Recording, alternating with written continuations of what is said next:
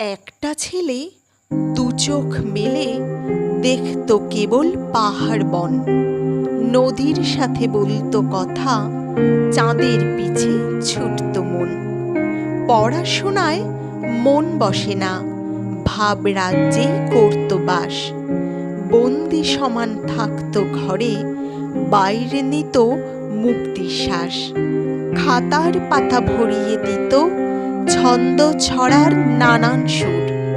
শব্দ বাক্যে সেসব লেখা কাব্য রসে সুমধুর। লেখা আঁকা গান সবেতেই ছিল যে তার নিপুণ হাত। গীতাঞ্জলি লিখেই করেন বিশ্বসভায় বাজিমাত। জোড়াসাঁকো ঠাকুরবাড়ির সেই ছেলেকে চিনলে ভাই, তিনিই ঠাকুর রবীন্দ্রনাথ। এমন কবি আর তো নাই।